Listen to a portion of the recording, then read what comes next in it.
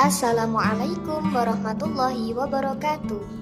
Perkenalkan, kami dari kelompok 10 yang beranggotakan yang pertama, Saudari Aina Kurota Ayun. Yang kedua, Saudari Murni Indah Rahayu. Dan yang ketiga, saya sendiri, Zufi Salma Kurnia.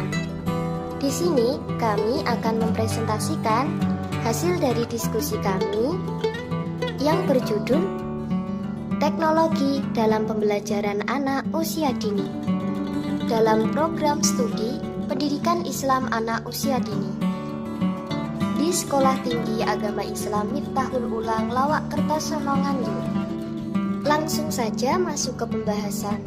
Pada era yang semakin canggih dan modern, teknologi sudah menjadi kebutuhan yang tidak terpisahkan dari kehidupan manusia.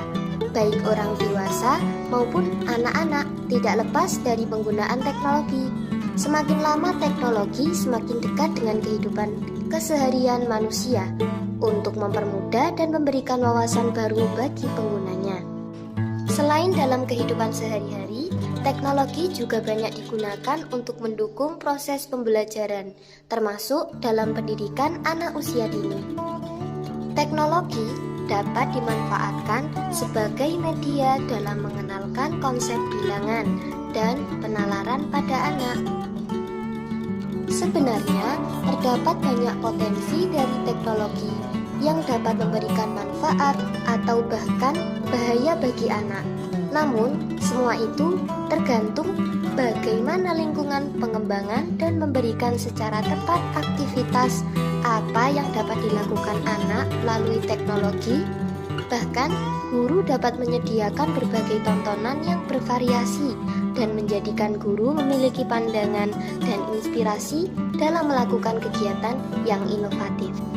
Yang pertama, penggunaan teknologi di lingkungan rumah. Di era revolusi industri 4.0 bahkan telah akan memasuki era 5.0. Siapa yang tidak mengenal teknologi? Semua kalangan generasi mulai membiasakan diri dengan adanya teknologi dalam kehidupan keseharian mereka. Teknologi yang pada zaman sebelumnya menjadi suatu kebutuhan tersier semakin bergeser pada kebutuhan sekunder. Dan saat ini, sebagian orang sudah menempatkan teknologi sebagai kebutuhan primer. Saat ini, anak hidup dalam dua jenis teknologi yang disebut media interaktif dan non-interaktif. Kedua media ini memiliki perbedaan dan dampak yang berbeda. Di sini saya akan menjelaskan makalah kami yang nomor 2, yaitu tentang penggunaan teknologi di sekolahan. Proses pembelajaran memiliki peran penting dalam meningkatkan kualitas pendidikan, sehingga sudah selayaknya pembelajaran yang diselenggarakan dapat membawa manfaat bagi peserta didik.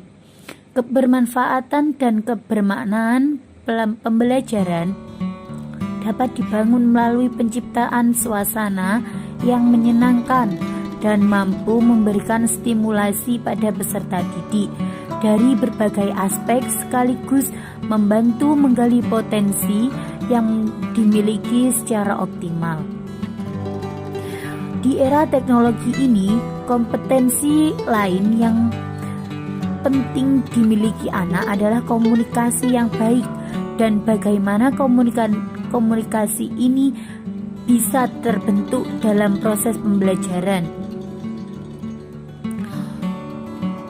Teknologi dapat digunakan sebagai media penyampaian pesan pembelajaran yang menarik dan interaktif, sehingga dapat meningkatkan minat anak dalam mengikuti pembelajaran.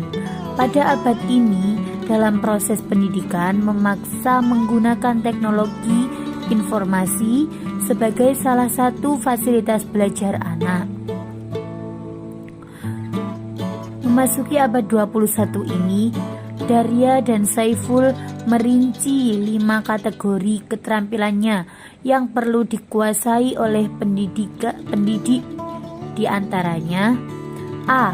Pendidik mampu memberikan fasilitas serta menginspirasi anak didik dalam pembelajaran. B. Pendidik mampu merancang dan mengembangkan pengalaman dan asesmen pembelajaran di era teknologi ini. C. Pendidik dapat menjadi model bagi anak, baik cara belajar dan bekerja pada era digital. D.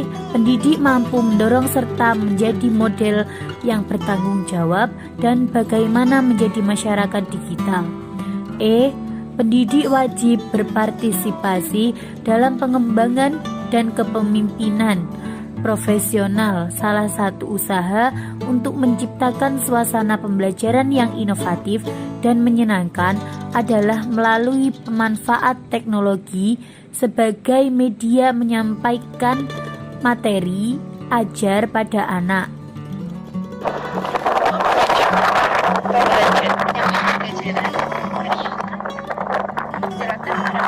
Teknologi informasi yang dapat dimanfaatkan dalam pembelajaran PAUD antara lain app, audio dan video player, media audio berhubungan dengan pendengaran, karena hal ini menyangkut komunikasi melalui pendengaran secara langsung. Sementara media video visual berkaitan dengan penglibatan indera penglihatan.